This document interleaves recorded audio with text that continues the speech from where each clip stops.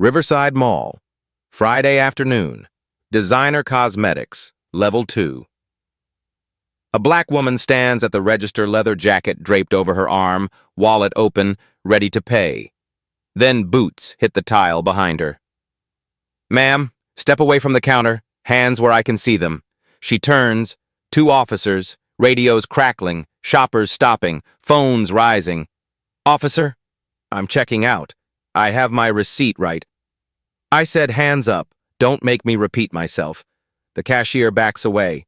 The woman reaches slowly for her purse. "This is my official ID. You can verify by..." He glances at it, smirks. "Yeah? And I'm the Queen of England. Anyone can print these at Kinko's." "Officer, please just call..." "Ma'am, you can explain it downtown. Turn around." Metal handcuffs snap shut. What he dismissed. A badge number that's real. What he refused to check. One phone call that would have ended this. What disappeared later. 17 minutes proving he knew. If credentials mean nothing, what protection do any of us really have? One missed call could have saved her daughter's birthday and her faith in the badge. What if the system you protect turns on you? 3:40 p.m. Major Crimes Office, Denver Police Department. Sharon Bennett logs her last case note of the day. The desk lamp flickers 3rd time this month thanks to the 2023 city audit slashing overtime by 15%. Equipment requests? Backlogged until next fiscal year. She doesn't mind. 18 years in, she knows how to make do. Her phone buzzes. A text from Ava. "Mom, don't forget the jacket." Sharon smiles. Her anchor is a job that swallows weekends, holidays, birthdays she promised to attend. Ava understands most of the time. 14 tomorrow, somehow already asking about learner's permits and second ear piercings. She texts back, "Grabbing it now. Home by 6. Promise." The keyboard clicks as she closes the case file. Armed robbery, suspect in custody, prosecutor happy. Clean work. The kind that reminds her why she wears the badge. Around her, the office empties. Detectives grabbing coats, making weekend plans. Jenkins waves on his way out. "Captain, are you heading to Monroe's retirement?" "Can't make it," Sharon says. "Family dinner." "It's my daughter's birthday, right? She's what, 12 now?" 14. Jenkins whistles. "Teenage years. God help you." Sharon laughs. "I've handled worse." She has. Gangs, homicides, hostage negotiations where one wrong word meant body bags. But Ava's teenage attitude? That's a different kind of challenge. The kind that makes Sharon grateful she chose this work because someone has to stand between chaos and community. Someone has to care. Her radio sits on the desk, volume low. Dispatch chatter filters through. "Unit 12, Code 4 at Spear and Alameda." "Copy that, 12. Show us clearly." Routine. Normal. The city is breathing. Sharon grabs her jacket. The captain's insignia catches the light 3 bars, earned through night shifts and sacrifice, through cases that kept her up and promotions she almost turned down because Ava needed her home. But Ava's proud. Brings friends to career day. Tell them, "My mom catches bad guys." Sharon hopes that's still true when Ava's old enough to understand nuance. When she learns that justice isn't always clear. That sometimes the badge represents a promise the system struggles to keep. She shakes off the thought. Not today. Today I got leather jackets and a birthday cake. Her phone rings. Ava again. "Mom, if you get the wrong size, I'm disowning you." "I wrote it down, baby. Size medium, brown, the one with the zippers you showed me 47 times. 48. You missed one." Sharon grins. "I'll be home soon." She pockets her badge, her ID, her service weapon locked in the desk drawer. Off-duty means off-duty. Grabs her purse, checks for her wallet. Credit card, driver's license, her police ID tucked behind it. The ID she's carried for 6 years, since the promotion to captain. The one with her photo, her rank, her credentials, the one she'll need in 70 minutes. She doesn't know that yet. The hallway fluorescents hum as she walks toward the elevator. Her footsteps echo steady, unhurried. Somewhere above, a door slams. Voices drift from the break room. "Did you see the Nuggets game? Man, that last quarter. Normal, mundane, the kind of afternoon that makes you forget the world can pivot on a stranger's assumption." Sharon hits the elevator button. The doors slide open. 3:52 p.m. Riverside Mall is 12 minutes away. The leather jacket is waiting. Ava's birthday dinner is 3 hours out. Simple. Except in 8 minutes, a security guard will touch his earpiece. In 23 minutes, a 911 call will use 3 words that change everything. In 66 minutes, Sharon Bennett will be in handcuffs. And the system she serves will decide she doesn't deserve the benefit of doubt. 4:15 p.m. Riverside Mall, Level 2. Sharon steps off the escalator. The cosmetics section sprawls before her glass counters, gleaming under recessed lights. Perfume bottles arranged like tiny sculptures.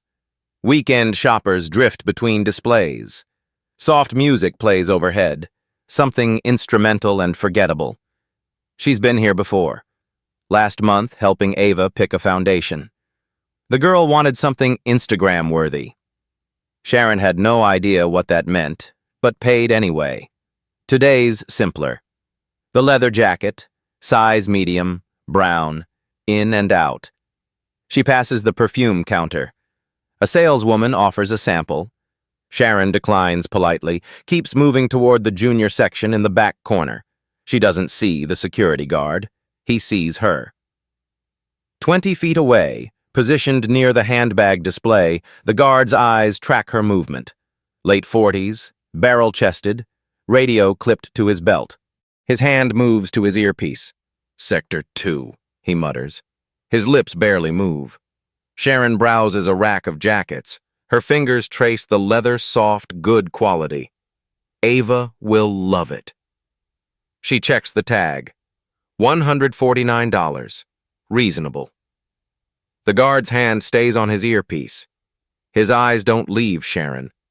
She pulls the jacket from the rack, drapes it over her arm, moves toward the cashier station near the cosmetics displays. The guard speaks again, quieter now. "Yeah, confirming." Sharon doesn't hear him. She's scrolling through her phone, checking Ava's text about dinner. "Can we get Thai? Please, please, please." Behind her, the guard lifts his radio. "Control, this is Sector 2. Possible 459 in progress, Level 2 cosmetics." The radio crackles. "Copy, Sector 2, describe." The guard watches Sharon examine a perfume display, still holding the jacket. Black female, approximately 40 years old, designer section. Lingering without purchase intent code from the mall's 2022 training vid leaked on Reddit last year.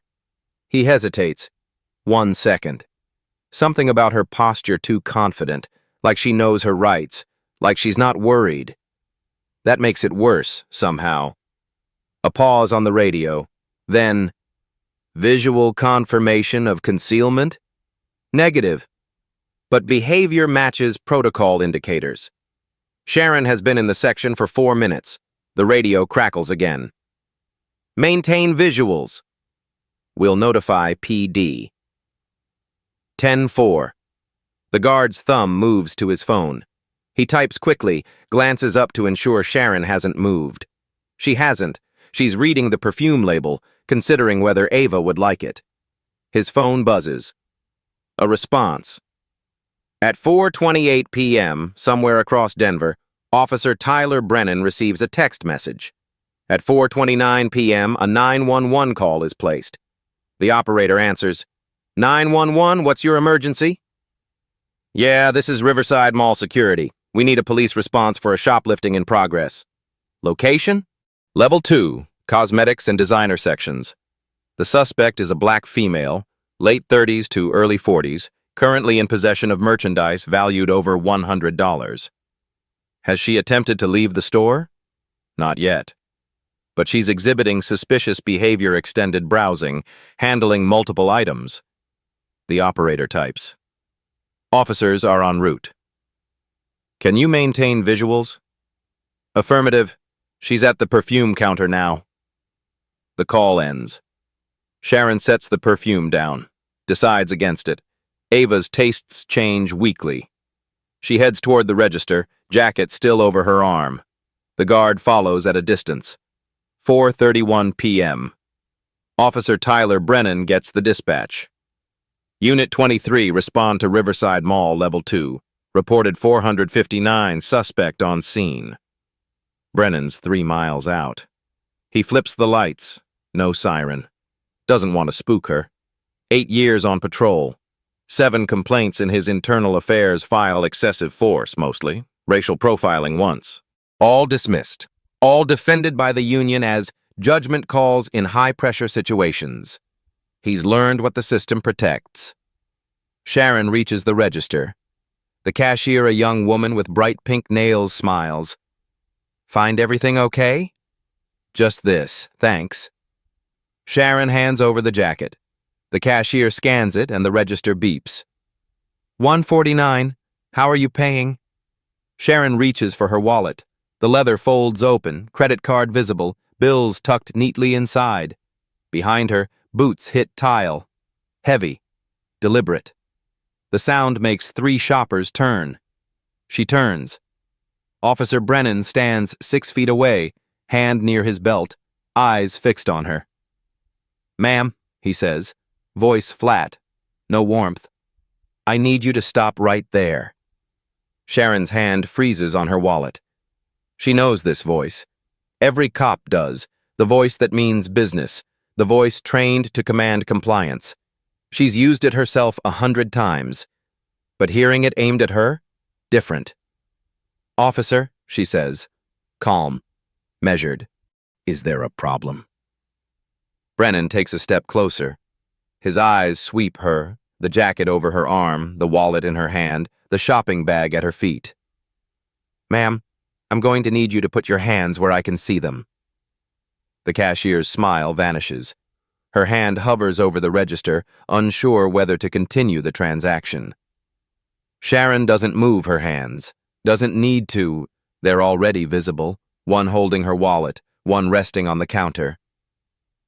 My hands are visible, officer. I'm checking out. This is the jacket I'm purchasing. Step away from the counter, please. The fluorescent lights seem brighter now. Sharon feels the shift in the air, the way shoppers' conversations drop to whispers, the way phones lift, recording. She's been on the other side of this. She knows what happens when a crowd gathers. Officer, I have my receipt right here. She gestures to the cashier. She just scanned the item. I'm in the process of paying. Brennan's jaw tightens. Step away from the counter. The cashier backs up, hands raised slightly. Should I call someone? Stay where you are, Brennan says. His radio crackles. He touches it but doesn't respond. Sharon takes a breath. Control the situation. De-escalate. She's taught this in training sessions, how to lower the temperature, how to give people a way out. I understand you received a call, she says. But there's been a misunderstanding. I'm a customer. I'm buying this jacket for my daughter's birthday. If you'll just let me show you. Ma'am, I'm not going to ask again. Sharon's fingers tighten on her wallet. Around them, the crowd thickens. A woman with a stroller stops, phone out. 2 teenage boys pause mid-conversation, watching. This is how it happens, Sharon thinks. This is how routine becomes viral. She steps back from the counter, hands still visible. Okay, I'm cooperating, but I'd like to understand what I'm being accused of. We received a report of shoplifting. From whom? That's not your concern. It absolutely is my concern. Sharon's voice stays level, but steel creeps in. I have done nothing wrong. I have merchandise I'm attempting to purchase legally. I have my wallet, my identification, and I'm happy to provide. I need to search your bag. My purse? Your bag, and your purse. Sharon glances at the shopping bag near her feet. Empty except for a scarf she bought 20 minutes ago in another store. Receipt stapled to the bag. Officer, I have receipts for everything I'm carrying. If you'd just... The bag. Now. A man in a business suit speaks up from the crowd. Hey, she's clearly trying to pay. Why don't you just... Sir, step back. Brennan doesn't look at him. Sharon reaches slowly for the shopping bag. Hold it up. Here. As you can see, there's one item. I purchased it from the store downstairs. The receipt is attached. Brennan takes the bag, barely glances inside. Set it down. Your purse. This is the line. Sharon knows it. She has rights. Fourth Amendment rights she's defended in court testimony. Rights she's explained to citizens 1,000 times. But she also knows what resistance looks like to a camera. What refusal becomes in a police report. And she knows something else. She can end this with 5 words. But something stops her. Some instinct, some sense that showing her credentials now would be playing the card wrong. That this moment, this exact moment, is teaching her something she needs to understand. What it feels like to be on this side. I'm happy to show you the contents of my purse, Sharon says, but I'd like to know the specific allegation. What exactly am I accused of stealing? The jacket. The jacket I'm currently attempting to purchase. The jacket you removed from the rack without paying for. Which is how purchasing works. You take an item to the register. You pay for it. Sharon's voice stays calm, but her pulse hammers. Officer, with respect, you're making a mistake. Brennan's hand moves to his hip. Not his weapon, his handcuffs. The crowd murmurs. Phones lift higher. Ma'am, you can do this the easy way or the hard way. Sharon's breath catches. The easy way. She's heard officers say it. She's never liked it. The false choice, the implicit threat. The cashier speaks, voice shaking. Sir? She really was just checking out. I scanned the item. She was reaching for her wallet when you... Miss, I need you to step back. But she didn't... Step back. The cashier retreats behind the counter, eyes wide. Sharon makes a decision, reaches into her purse. Slowly, deliberately. 2 fingers, pulls out her wallet, opens it.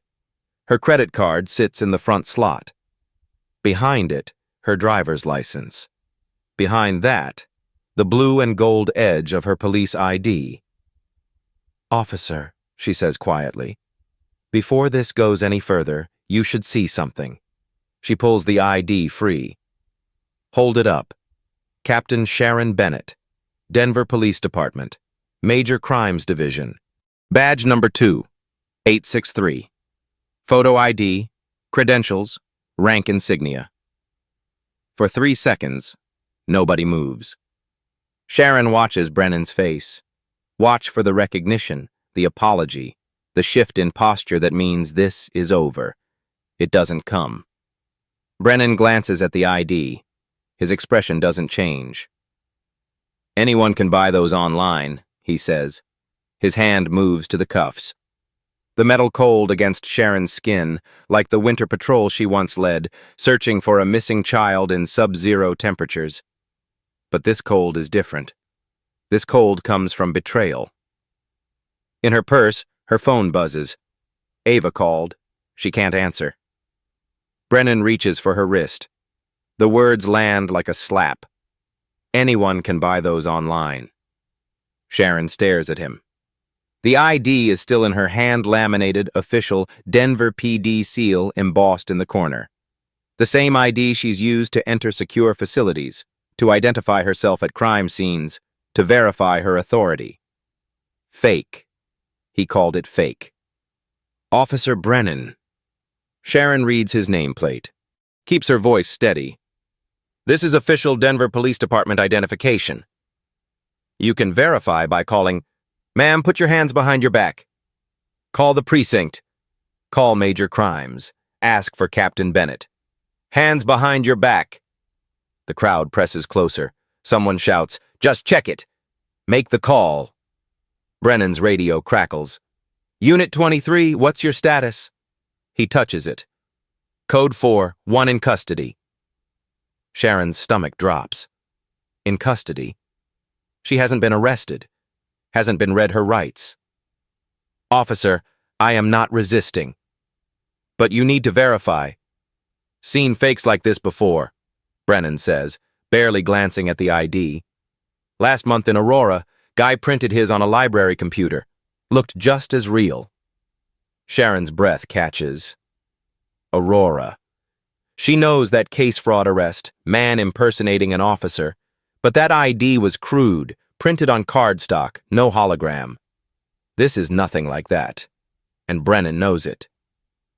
"This has security features," Sharon says. "Holographic seal. Embossed badge number. Call dispatch. Verify 2834. 30 seconds. Brennan steps closer. His hand closes around her wrist. 18 years teaching de-escalation, Sharon thinks. Now I'm the one being taught what it feels like when it doesn't work. "You're making this harder than it needs to be. I'm asking you to do your job." The words are sharper than intended. "Check the ID, 1 phone call." His hand tightens. Sharon's training kicks in. Don't pull away, don't resist. But every instinct screams against it. "This is a mistake," she says. Louder. "I am Captain Sharon Bennett, Denver PD, and you are—" The handcuffs snap shut. Right wrist first. The metallic click echoes. Sharon knows that sound. She's made it hundreds of times, securing suspects, protecting the public, doing what the badge requires. Never thought she'd hear it on her own wrists. "You have the right to remain silent." Brennan's voice is mechanical. "Anything you say can and will be used." "Check my badge," Sharon says. Her voice cracks slightly. "In my purse." Badge 2863. 18 years on the force. He pulls her left arm back. The second cuff locks. "You have the right to an attorney." "I know my rights," I enforce them. "I'm a police captain. Check the badge." Someone yells, "She's a cop." "She just said she's a cop." Another voice. "Check her purse." "Just look." Brennan ignores them. His hand moves to Sharon's shoulder, turning her toward the exit. Sharon plants her feet, not resisting, just stopping. "My badge is in the front pocket. Right side zipper. Denver PD issue. Serial matches my ID. 5 seconds." For a moment, just a moment, Brennan hesitates. His eyes flick to her purse. Then his radio crackles. 23, need backup?" "Negative," Brennan says. "Suspect secured." Suspect. The word strips everything away. 18 years, 6,000 cases. A career built on serving, protecting, standing between danger and community. Gone, in one word. Sharon feels the cuff's weight, the crowd's eyes. The phone camera's capturing every second. And she understands with perfect clarity what she's always known but never felt. The badge doesn't protect you.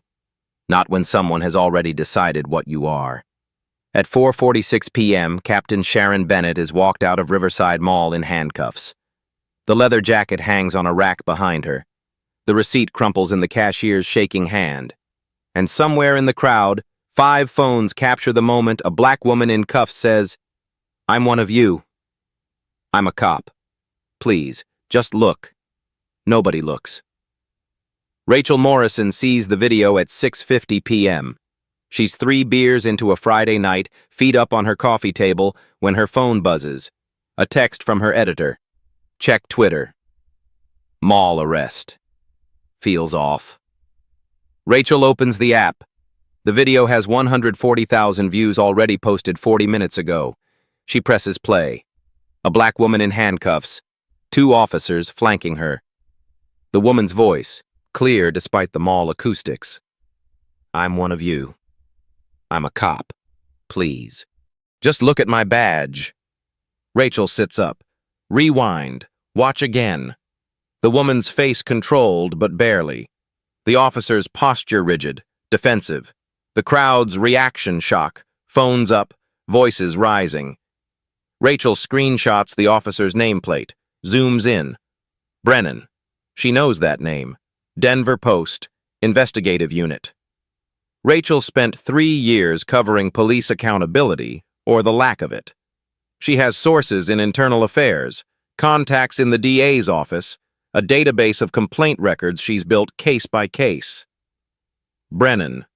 Tyler Brennan. Patrol Officer. District 3. She opens her laptop, pulls up her files. There. Brennan. Tyler J. Age 34. 8 years, Denver PD. And here's the interesting part. 7 formal complaints. Rachel scans the list. 2019. Excessive force during traffic stop. Complainant. Hispanic male, age 52. Outcome. Unfounded. 2020. Racial profiling, intimidation. Complainant. Black female, age 28. Outcome. Not sustained. 2021. Excessive force, unlawful detention. Complainant. Black male, age 41. Outcome. Exonerated. 2021. Use of force during arrest. Complainant. Black male, age 19. Outcome. Unfounded. 2022. Unlawful search, false arrest. Complainant. Hispanic female, age 36. Outcome. Not sustained. 2023. Excessive force. Complainant. Black male, age 25. Outcome. Unfounded. 2024. Racial profiling, harassment. Complainant. Asian male, age 48.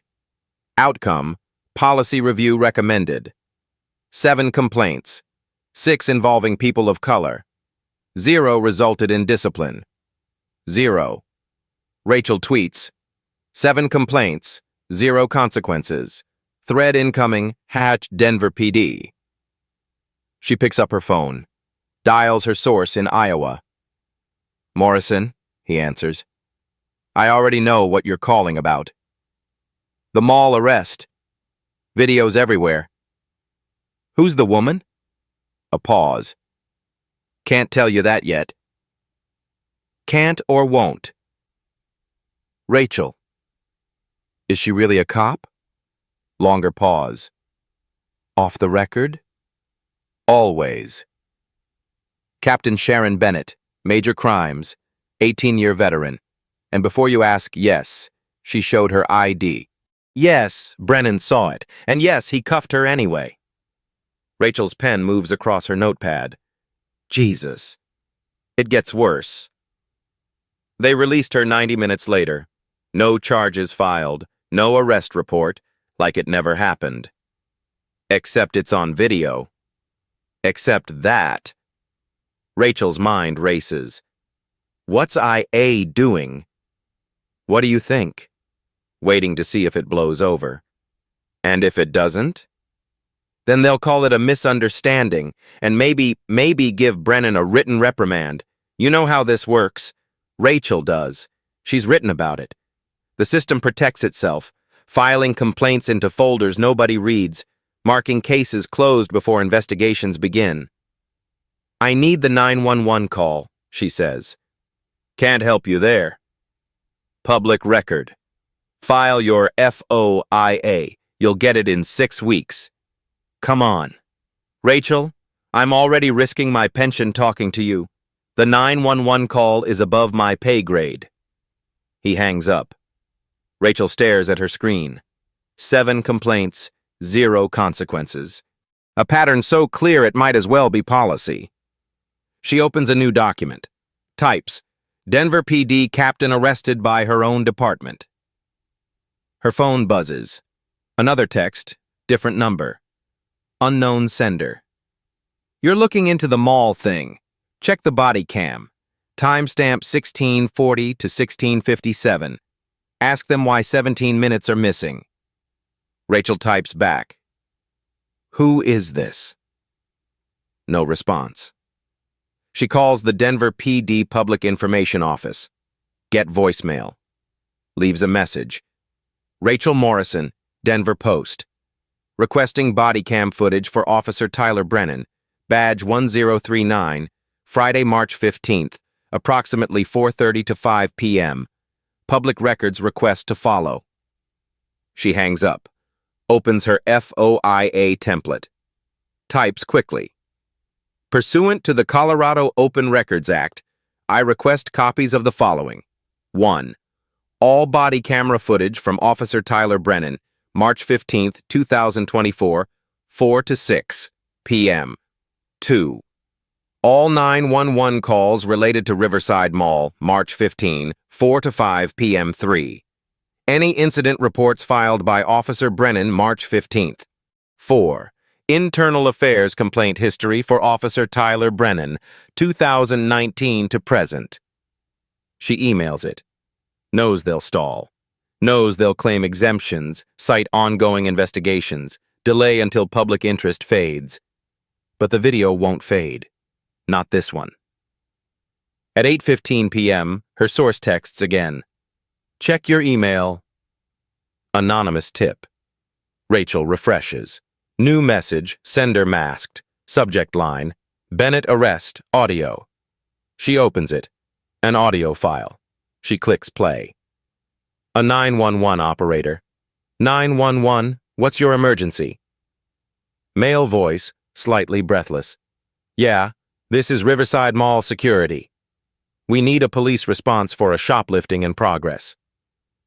Rachel's jaw tightens. She listens to the full call, hears the words that make her stomach turn. Black female, late 30s to early 40s.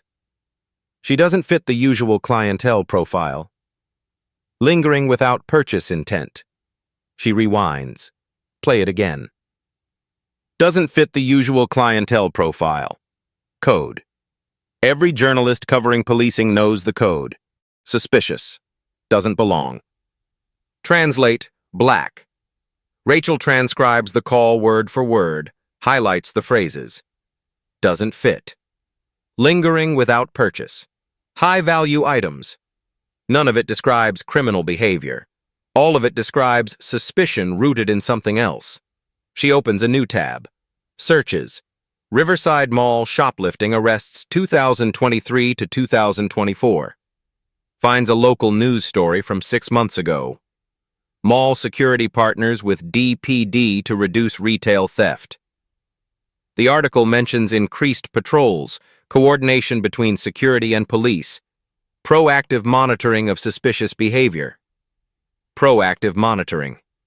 Rachel clicks through to the mall's press releases, finds the security protocol document public-facing version, scan the language.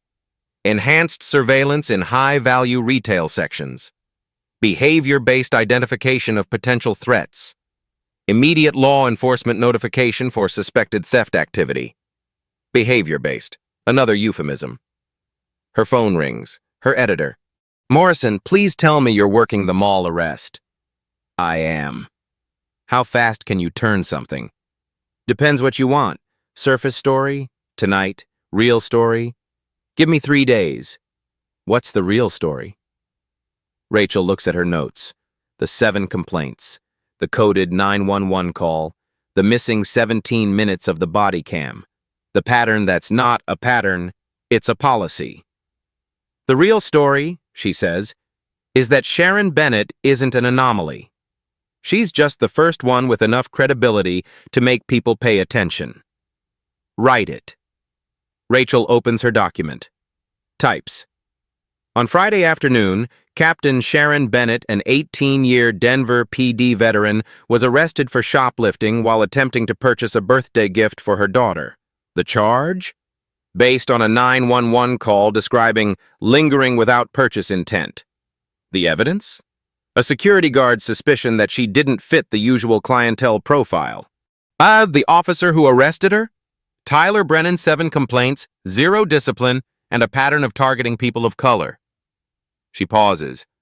Adds, Bennett showed her police ID 4 times. Brennan dismissed it as fake, despite having the means to verify it with a single phone call. He never made that call, and when body camera footage could prove exactly what happened during those crucial minutes, 17 minutes of video mysteriously vanished.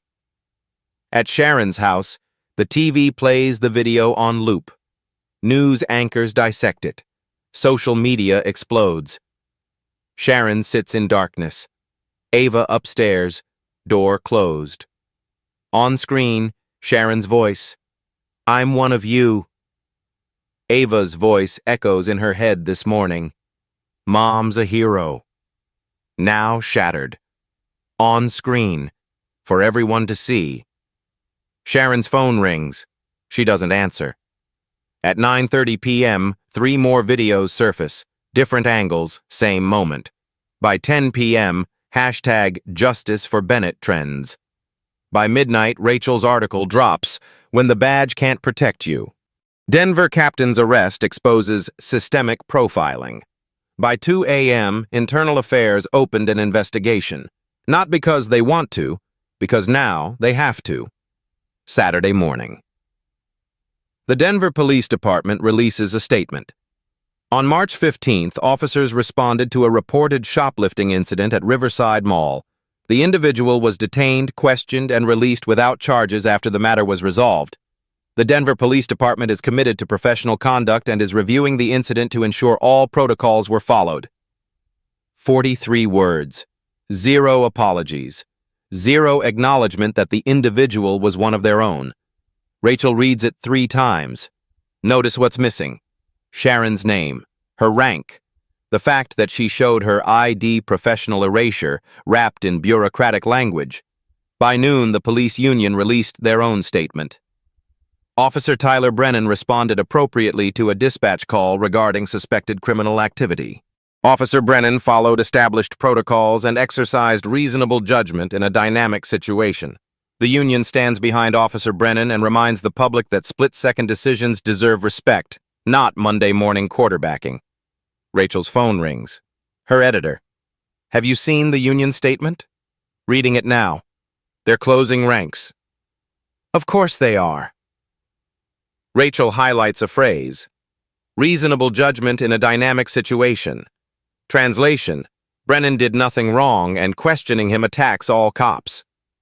Get me a follow-up. What's Bennett saying? She's not talking.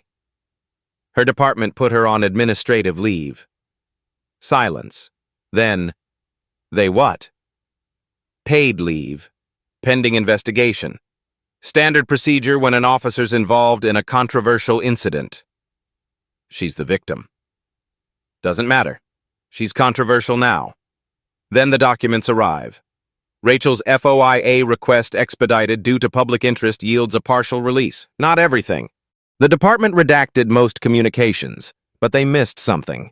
Text message metadata, timestamps, partial content from Brennan's department-issued phone, March 15th, 1626. Incoming message, number redacted. Sector 2, 1628. Brennan reply, copy. ETA 3 minutes, 1629. Incoming. Redacted, not rushing. Looks redacted, 1630. Brennan. They always do. Rachel stares at the screen. The Colorado Open Records Act forced the release, but the department tried to bury it in redactions. They failed. They always do. Before the 911 call officially came through dispatch. Coordination. Prearrangement. This wasn't a random response. She screenshots everything, calls her IA source. Tell me about text communication protocols between mall security and patrol. Jesus, Morrison. FOIA just delivered partial texts showing Brennan coordinated before official dispatch. Pause. Where did you get that? Public records. Your department released it. Is there a protocol for security to text specific officers? Long silence. Off the record? Always. Riverside Mall has a preferred contact list. Officers who respond quickly. Brennan's on it. Why Brennan? He makes arrests. The mall likes arrests, keeps shrinkage numbers down. Brennan likes easy collars, boosts stats. Symbiotic. That's one word for it. Financial incentive? Nothing official, but overtime gets approved faster.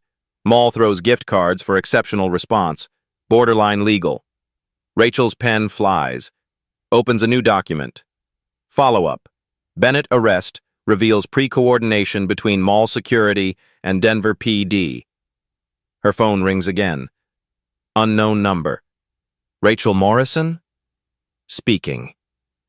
You need to stop. Male voice, calm but cold. Rachel's throat tightens. Who is this? Someone who doesn't want to see you get hurt. The Bennett story? Let it go. Is this a threat? It's friendly advice. You're making enemies. People like? People who know where you live. Where do you work? A pause. Tell your daughter to watch her back at school. Accidents happen. Rachel's blood freezes. I don't have a daughter. My mistake. Must be thinking of someone else's kid. Click. Gone. Rachel's hands shake. She calls her editor immediately. I just got threatened. They mentioned a daughter. You don't have kids. I know, but they wanted me to think they'd researched me, that they know personal details. Which means they're rattled. We're close to something. Or they're serious about shutting you down. Either way, we run the story. Rachel checks Twitter. New hashtag trending. Number sign stand with Brennan. Counter-narrative building. Organized. A retired cop tweets, Officer Brennan is a hero. Don't let the mob destroy a good man. A politician. We must support our officers who face impossible situations daily. Union rep on news. This rush to judgment is dangerous. Officer Brennan's career is being destroyed by a misunderstanding. Misunderstanding. Not a mistake. Not misconduct. Misunderstanding implying both sides share blame. At 3 p.m., Sharon gets the call. Captain Bennett, this is Lieutenant Hayes, Internal Affairs. Sharon's in her living room. Ava's upstairs, door closed. Lieutenant, we need you for an interview, Tuesday, 9 a.m. Interview about what? I'm the one wrongfully detained. Procedure. We document your statement. My statement? What about Brennan's?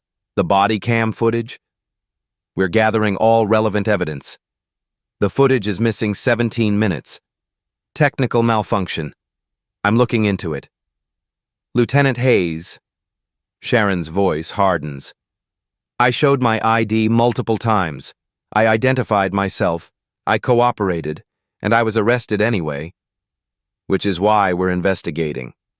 Are you? Because it looks like you're managing optics. Silence. Captain, I'd suggest you be careful what you say publicly. This situation is delicate. Delicate. Your cooperation would be appreciated. The line goes dead. Sharon sets the phone down. Look at her hands, the same hands cuffed yesterday. Upstairs, a door creaks. Ava appears on the stairs. Mom? Are you okay? Sharon wants to say yes. Wants to protect her daughter. But Ava's 14 now. Old enough to understand. Old enough to learn what the system does to people it's supposed to protect. I don't know, baby, Sharon says. I honestly don't know. Sunday evening. Ava sits at the kitchen table, homework spread in front of her. She hasn't touched it in 20 minutes. Sharon stands at the sink, washing dishes that are already clean. Her hands move mechanically soap, rinse, dry. Soap, rinse, dry. The house is too quiet. Mom? Sharon turns. Yeah, baby? Ava's pen hovers over her math worksheet. Everyone at school saw the video. Sharon's chest tightens. I know. Maya's mom said you must have done something wrong. That cops don't arrest other cops unless... Ava's voice cracks. Unless there's a reason. Sharon dries her hands, moves to the table, sits across from her daughter. Look at me, she says. Ava's eyes are red-rimmed, 14 years old and already learning that the world doesn't play fair. I didn't do anything wrong, Sharon says. I went to buy you a birthday present. I tried to pay for it, and someone decided I didn't belong there. Because you're black. The words hang between them. Sharon wants to soften them, to explain nuance, to protect Ava from the sharp edges of truth. But Ava already knows. She's known since she was 6 and asked why the security guard followed them in Target. She's known since she was 10 and watched her mother explain again that being excellent isn't enough. You have to be twice as excellent and half as threatening. Yeah, Sharon says, because I'm black. But you're a cop. I know. You help people. You arrest bad guys. You've been doing it since before I was born. I know, baby. Ava's voice drops to a whisper. So why didn't it matter? Sharon has no answer. She's spent 18 years believing the badge meant something. That dedication, service, sacrifice, that it built a kind of armor.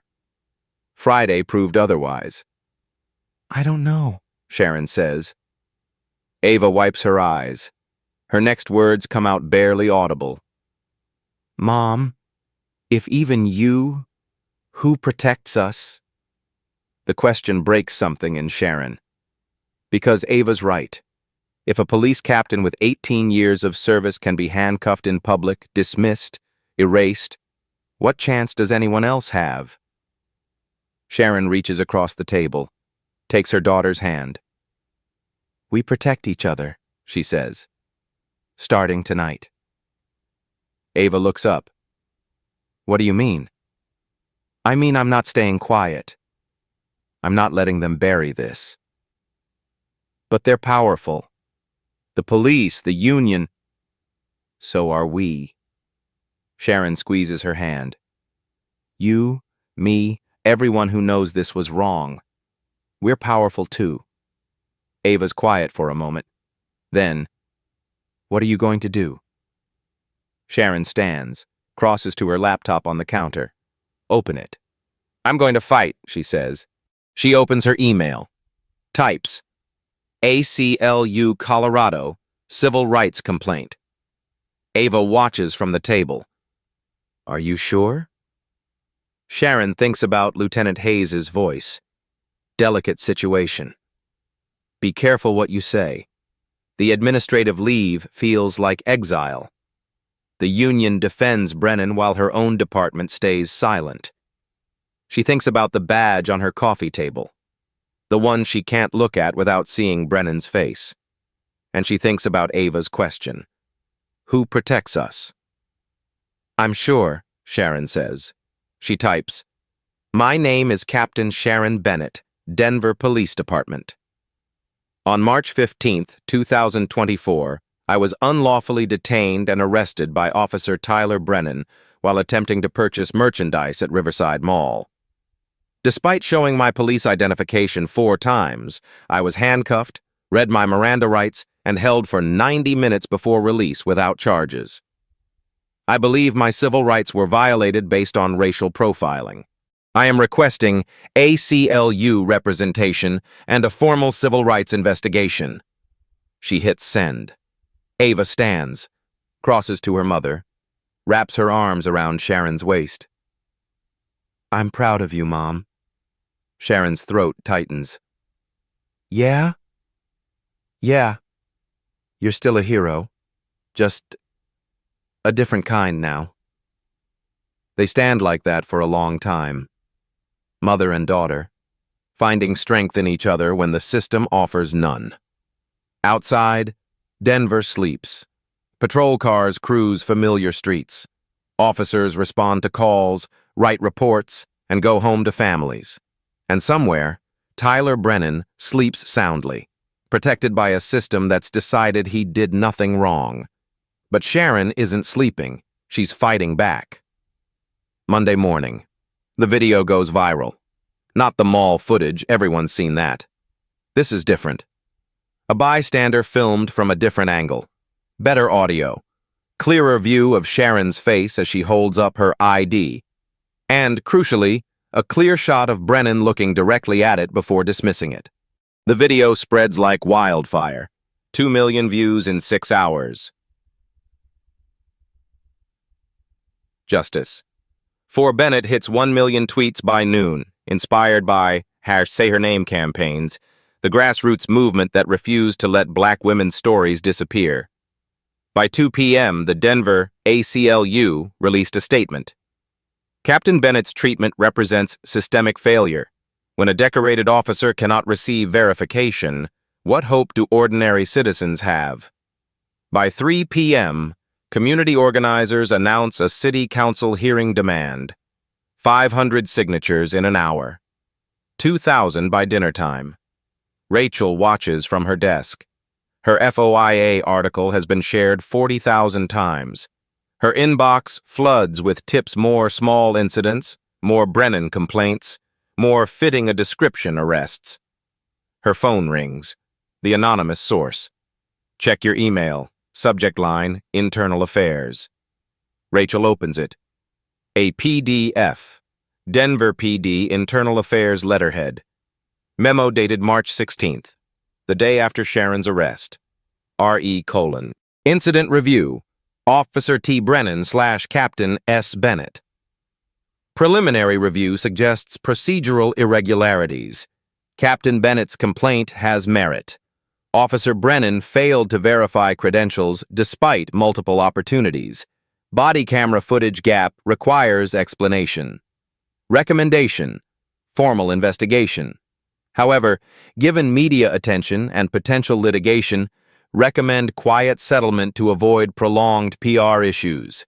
Suggest administrative resolution with confidentiality agreement. Lieutenant F. Hayes. They knew. From day one.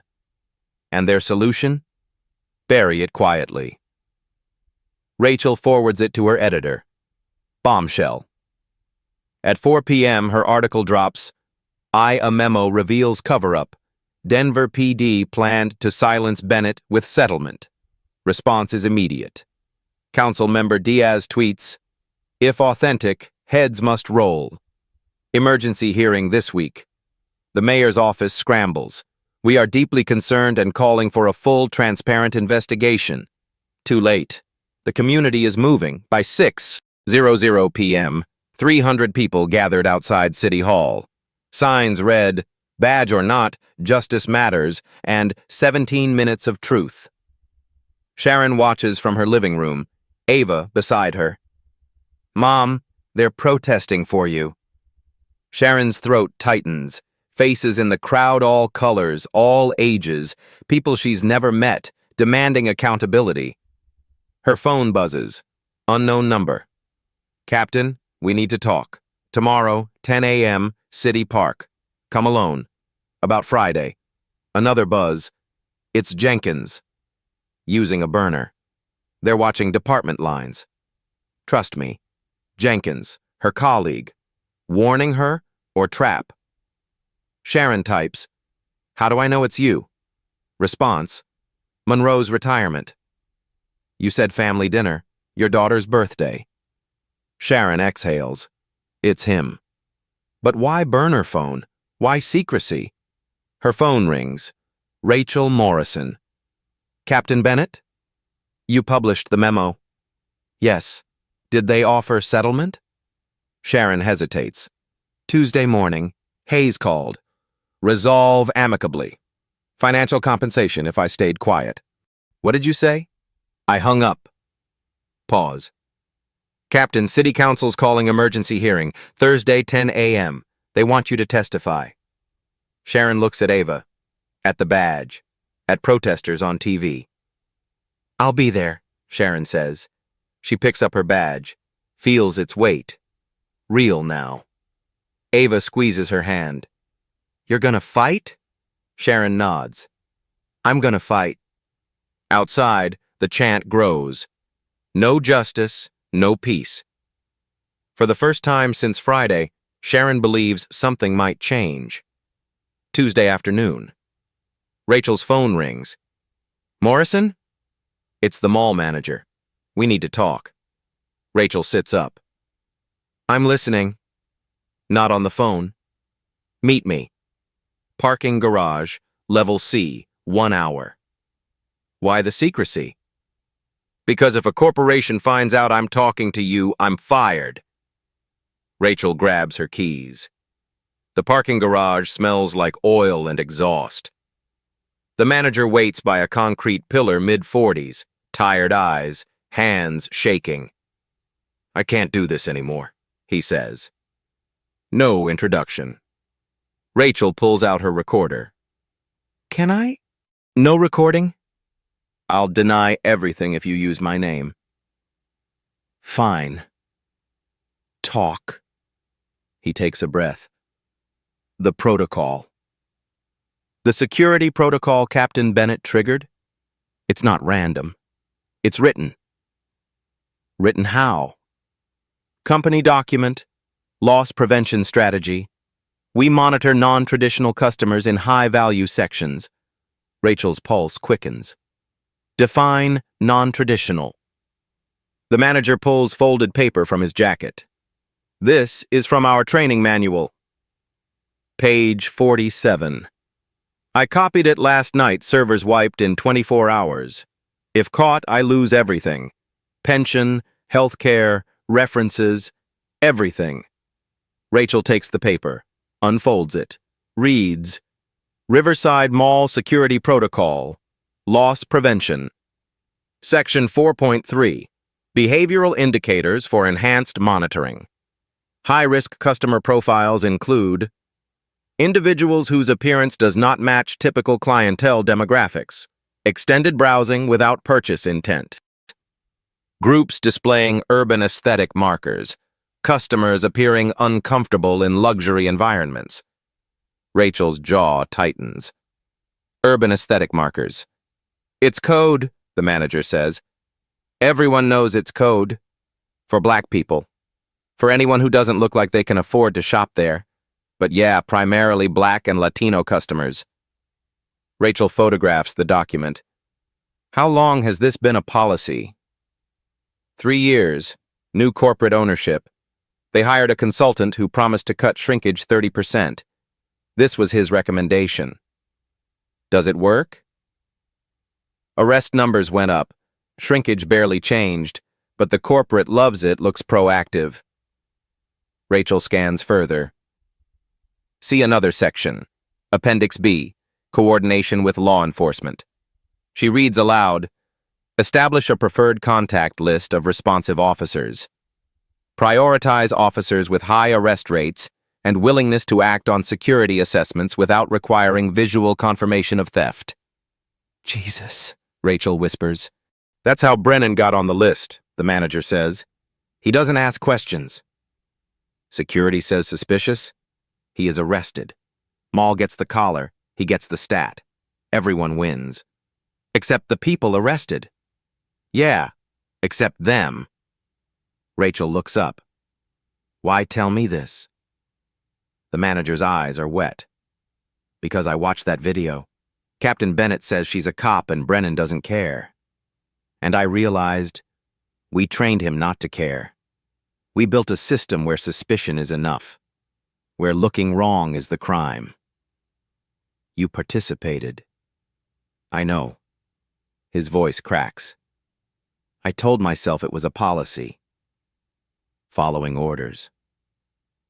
But Friday, I watched a police captain get cuffed because she's black and shopping, and I thought, how many others? How many who didn't have badges, who didn't have proof, who disappeared into the system because we decided they didn't belong? Rachel's phone is full of photos now. The protocol, the coded language. Will you testify? she asks. The manager hesitates. If subpoenaed, I'll talk. But Morrison? This goes deeper. Every mall in the chain uses this protocol. Dozens of locations, thousands of arrests. Rachel's mind races. This isn't one bad apple. This is infrastructure. Built, refined, profitable. I need the full manual, she says. The manager nods. Check your secure drop tonight. Secure Dropbox. Email chain from last night. Whistleblower uploaded everything before the server wiped. Corporate IT won't trace it back to me, but once it's out, they'll know it leaked. When does the wipe happen? He checks his watch. 18 hours from now. After that, all evidence of the old protocols disappears. New revised manual goes live tomorrow morning, sanitized, no coded language. They're covering tracks. They've been planning it since the video went viral. Your article about the cover-up? That accelerated their timeline. Rachel's phone buzzes. Email notification. Secure drop. New submission. She opens it. 63 pages. Training manuals. Email chains. Financial reports showing arrest quotas tied to security bonuses. Everything. The manager walks away without another word. Rachel stands in the empty garage, files downloading, understanding the full scope. Sharon Bennett wasn't profiled by chance. She was profiled by design. Ban dung. Detoy dem lai và Katchin sak sung num chum hai mui lum tu. Thursday, Muizo sang. Denver City Council chambers. Every seat filled. Overflow crowds the hallway. News cameras line the back wall. Sharon sits at the witness table. She wore her uniform pressed, polished, 3 bars gleaming. Council member Diaz gavels. This emergency hearing is in session. Captain Bennett, described March 15th. Sharon takes a breath. Just facts. I finished my shift at 3:40. 14 hours. I went to Riverside Mall for my daughter's birthday gift. At 4:35, Officer Brennan accused me of shoplifting. I showed my receipt. He refused to look. I showed my police ID. He dismissed it as fake. I identified myself as Captain Sharon Bennett, badge 2854. He said anyone could claim that. I was handcuffed, detained for 90 minutes, released without charges. Silence. Diaz leans forward. You showed your police ID? 4 times. Body cam footage would confirm except 17 minutes are missing. Murmurs ripple. A council member interrupts. Officer Brennan maintains he followed protocol. Sharon's eyes don't waver. Then the protocol is the problem. She pulls out the document. This is Riverside Mall's security protocol. It instructs monitoring customers based on appearance that doesn't match clientele and urban aesthetic markers. She holds it up. Cameras flash. This is profiling. Codified and coordinated with law enforcement. The room erupts. Diaz gavels. Sharon slides across texts. Security texted Brennan before calling 911. He received notification at 4:28. The call came at 4:29. They coordinated my arrest. Diaz reads them. Jaw tightens. Officer Brennan, are you present? No response. His chair sits empty. Sharon scans the back row, a figure in the shadows. Officer Brennan was advised not to appear. The union rep calls. Sharon's voice cuts through. I'm a decorated officer, 18 years. I showed credentials. I cooperated, and I was arrested because someone decided I didn't belong. If that can happen to me, what protection does any citizen have? The rep sits. Diaz turns to Chief Walker. Do you have the recovered footage? Walker shifts. We do. Located this morning. Play it. Screens light up. Timestamp, 1639. Sharon's voice. Officer, I'm Captain Sharon Bennett, Denver PD. She holds up her ID clear. Brennan. Anyone can buy those online. Sharon. Please, Just verify it. Brennan's eyes track away. 4 times. 16:43. Sharon, voice breaking. My badge is in my purse. Badge 2854, please. Brennan reaches for cuffs. Footage ends. Silence. Diaz's voice shakes. The body cam was functional. Yes, Walker admits. You claimed a malfunction for 17 minutes. There was uncertainty. You lied. Diaz pulls out a document. The DOJ report from 2023 on Denver PD bias cited patterns exactly like this, dismissing complaints, protecting officers, targeting communities. She turns to the counsel. I move for an immediate independent investigation. Brennan's termination. Review of every arrest under this scheme. Oh, second. 3 voices. All in favor? 9 hands. Diaz gavels. Motion passes. Brennan suspended without pay. She looks at Sharon. Captain Bennett, I'm sorry. Sharon stands, straightens her uniform. Don't be sorry, council member. Be better. She walks out. The chamber erupts. As Sharon passes the back row, she catches movement, a figure turning away.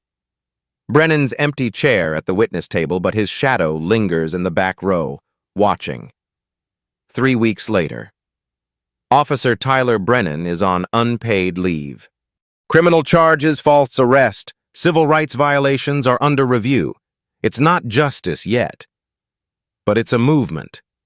Riverside Mall revises its security protocols. The language about urban aesthetic markers disappears. Corporate issues diversity statements, words on paper. Time will tell. Rachel Morrison wins a regional journalism award. Her series sparks investigations in 4 other cities. And Sharon? She goes back to work. Not to her desk, to the training academy. She stands before 40 new recruits.